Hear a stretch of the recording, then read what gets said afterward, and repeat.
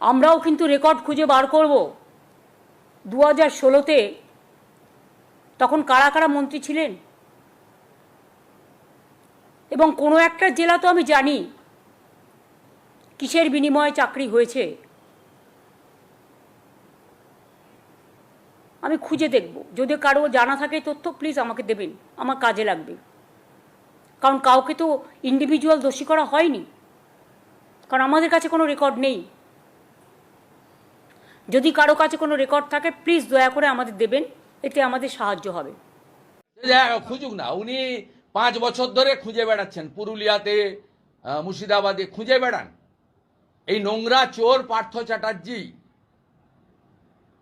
আমি আগেও বলেছি আজও বলছি, আমি আমার বিধানসভাতে একটা চক ডাস্টারও চাইনি ওর কাছ থেকে। পার্থ চট্টোপাধ্যায় একটা নোংরা লোক, উনি এই কথাটা ভাঙা রেকর্ড, এই করে করে 21-এ হেরেছে, আবার 26-এ হারবে।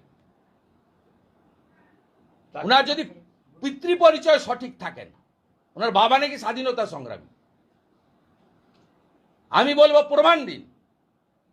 আপনি এটা অ্যাসেম্বলিতেও 21 সালের পর থেকে বলেছেন, পুরুলিয়ার চাকরি মেদিনীপুরের চাকরি 24 পরগনায়, মুর্শিদাবাদ কে দেখতো, মালদা কে দেখতো। আরে বের করুন, আপনি ফাটা কাগজ বের করুন, ছেঁড়া কাগজ বের করুন।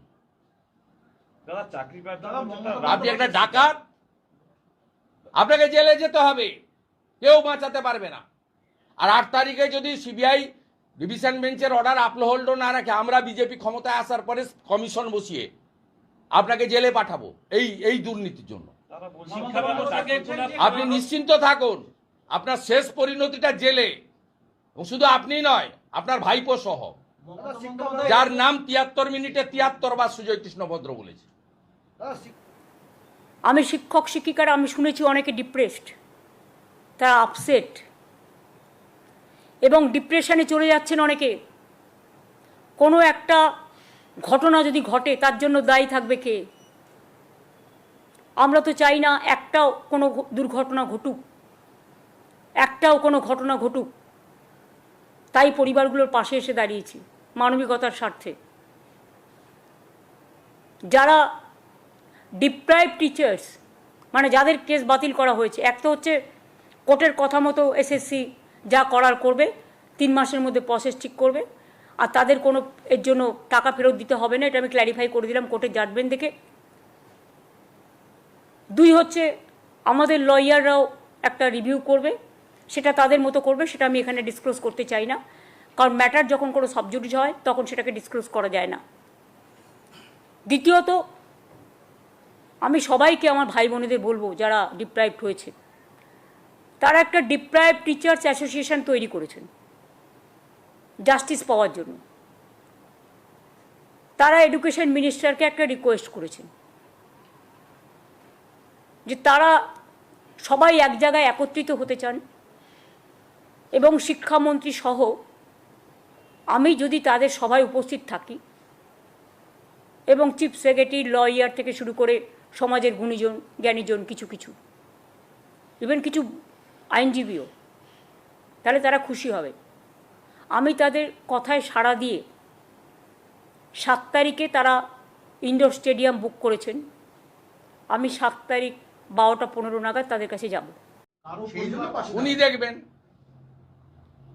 উনাকে তো আমি 2টো প্রস্তাব দিলাম। যারা টাকা দিয়েছে আপনাদের লোকেরাই টাকা নিয়েছে, আপনার পার্টি ফান্ডে টাকা এসেছে, আপনার 1600 কোটি টাকা যে ফান্ডে আছে, আপনি ভাইপো বসে ওদেরকে 12% সহ ওদেরকে পার্টি ফান্ড থেকে টাকা দিয়ে দেন। আর যারা যোগ্য, তারা 3 মাস তো তাদের চাকরি যাচ্ছে না, তারা পরীক্ষায় বসবে, সুপ্রিম কোর্ট ফাইনাল বসবে, তারা পড়াশোনা থেকে দূরে আছে, অনেকে পাস করবে, অনেকে করতে পারবে না। যারা করতে পারবে না, 3 মাসের পর থেকে আপনি যতদিন মুখ্যমন্ত্রী থাকবেন, আপনি যেভাবে চ্যানেল 10 আর তারা বাংলা চিটফান্ড বন্ধ হওয়ার পরে